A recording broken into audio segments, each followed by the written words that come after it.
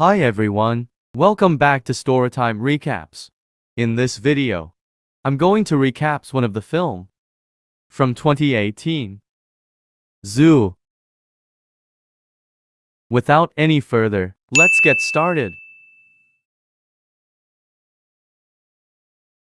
The movie begins with a man called John greets his wife Karen in the kitchen when he gets home from work. Karen, on the other hand, seems upset with him and hardly speaks to him when he tries to strike up a conversation. While they watch a movie later that night, John tries to talk to his wife again. When he gets the same response, he leaves the living room, but Karen stops him, saying she has something to tell him. She pauses, but finally says something unrelated.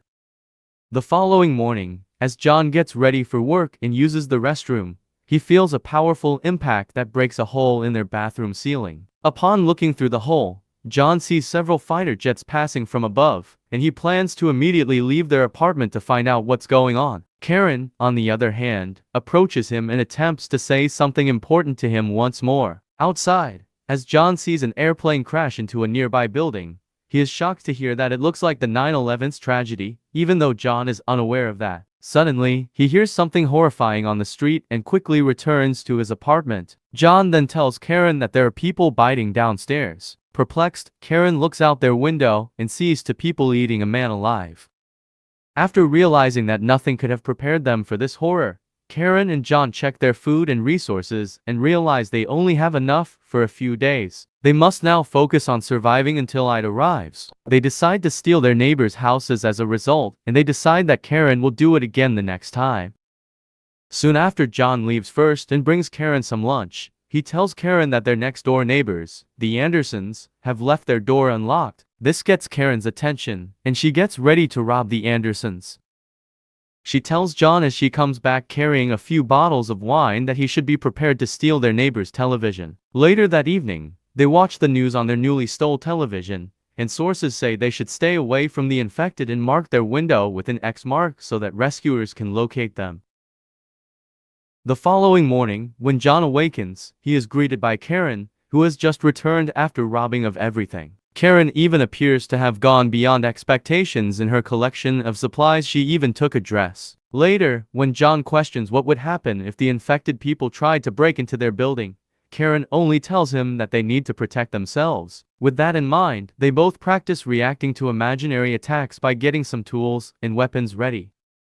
Later that night, Karen notices a disturbance outside their door and calls John to come over. They rush to open it, assuming it's the rescue squad, only to be saw by an infected person who tries to bite them right away. Fortunately, they are able to avoid it without getting hurt, but John is stressed about what just happened and says he needs to smoke as soon as possible. John asks Karen what else is in their cupboard as she takes a couple cigarettes out of it upon hearing this. Karen, despite his worries, pulls out some illegal stimulants and snorts them all up, much to his amazement. Eventually, John is convinced to give it a shot. Karen then proudly reveals her other collection of stimulants as well as her weapon.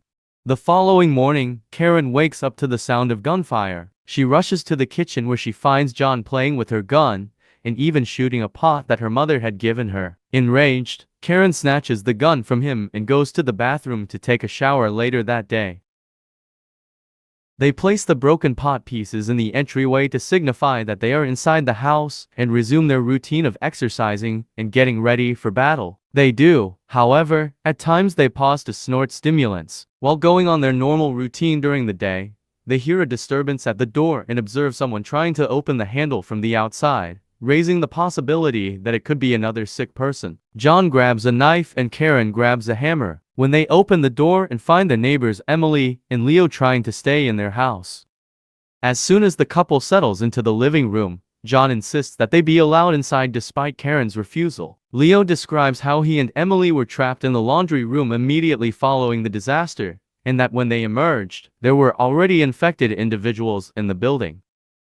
However, they managed to find the broken pot on Karen and John's doorway, and they understood the message instantly when they heard the nearby couple's bellies growl in the middle of their conversation, so they kindly asked to be fed. Karen agrees, but she demands that Leo and Emily leave and head back to the living room as soon as she and John enter the kitchen. It is obvious that there is underlying tension between the two ladies when Emily blames Karen and says that she went nuts following her loss. Following the last bite of their supper, the couple next door finds a dress on a chair nearby. Emily claims to have the identical clothes at home, and Leo confirms that they both own the same television. When they hear this, Karen and John exchange nervous looks. Later, they all have a good drink and decide to get some rest. Emily then asks where they can stay, to which Karen replies that they can sleep on the floor and that they might bring a few pillows. Leo and Emily share a floor bed, and Emily seems subtly dissatisfied. However, Karen tricks her neighbor next door in the middle of the night, pretending to be having fun with John while loudly moaning. When Emily senses threat, she climbs over Leo and lets out loud groans. However, Karen does not back down and gives John the command to slap her from behind. When he does so loudly, Emily is forced to give up and accept defeat. The following morning, after the four of them eat breakfast, Karen gives the other couple instructions to arrange and clean up. After becoming angry, Emily tells her husband that they need to eliminate the threats. Later, after Karen and John pass out on the couch, the other couple plans to stab them with a knife. When Karen wakes up, she offers to help them with their preparations by baking cookies.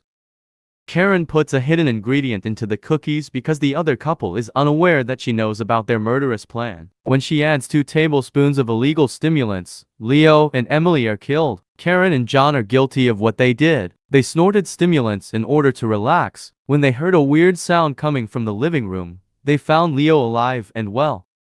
Since he didn't seem to be infected, Karen shoots him to death with a pistol. Emily gets shot as well as she leaps off the couch. Later on in the evening, John and Karen remove the remains from their home and take a Vicodin snort before going to bed. Because they are too sleepy to realize that the rescue crew has ordered everyone to turn on their lights, they both lose the opportunity to be saved. The following day, they enjoy a nice moment in the bath when Karen says she wants to adopt a child if they survive. John agrees, and they both express how much they love each other. Later that evening, John takes Karen on a small inside date where they pretend to be strangers trying to get to know one another. As the night goes on, they get more intimate and begin having fun. However, they get disturbed upon hearing a knock on the door. John tries to stop Karen from opening the door, but it's too late. 3 men storm into their house demanding valuables, but they have nothing of value. The leader gives his men the order to beat up John while he attacks Karen. Karen is initially defenseless, but she later stabs the man in the neck with a knife and pours flour in his face. The other 2 men enter the room and witness the horrific scene. John fires shots at them both. The dead are promptly dragged from John and Karen's home. Later that evening, they hear helicopters, but the rescue crew doesn't notice them. For this reason, they both decide to dash over the mob of infected people and depart the following day. The following morning, they carry out their plan, but to make matters worse, they have to go back home because they underestimated the number of affected people downstairs. Karen got a bite to her leg, and the infection will soon spread. But John is sure that a pharmaceutical company is waiting to make money off of their vaccines, which helps his wife. Soon after, they go to bed. Karen decides to leave before the virus takes hold of her, but John sees her approaching the door and quickly stops her. Afterwards, he offers his wife some of his blood, hoping it will keep her till Ida arrives. Karen first denies being hungry, but John says it's his decision, so she just goes along with it. Knowing that it will be Karen's last day, John and Karen wait outside the window the following day, thinking they might be the last ones left in the city. John shares with Karen all of his intentions for the future and the way he sees everything turning out. John thinks that the rescue team will show there the following day, and that Karen will get the vaccination, which has a side effect that will allow her to become a mother. While they both cry, John isn't afraid to tell his wife that he wants to spend the rest of his life with her. Karen responds by telling him that she needs to take a bath and leaves. As she prepares to kill herself in the restroom, John enters out of nowhere and offers her a cup of his blood. Knowing that she won't have long to live before being totally infected and experiencing their final personal moment together, Karen spends a romantic night with her husband. When John wakes up alone in his bed the following morning, he goes to the bathroom and finds a note from Karen. In it, she tells John how much she loves him and how wonderful their lives have been. But in her worst nightmares, hunger overcame her and she was unable to resist it. As a result, she begs John to end her suffering and lets him know that she can be found in the nursery. With a heartbroken John finds Karen chained up in the nursery. Sadly, it is too late to help her. He then grabs the handgun and points it at his wife's head. Karen gives him a lifeless stare before he pulls the trigger and apologizes for what he is going to do.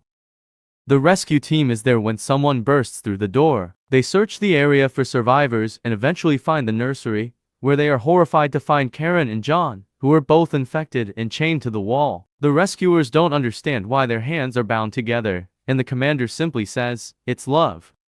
Shortly after, the rescuers choose to shoot both of them, demonstrating that John was unable to kill his love and become a part of her agony.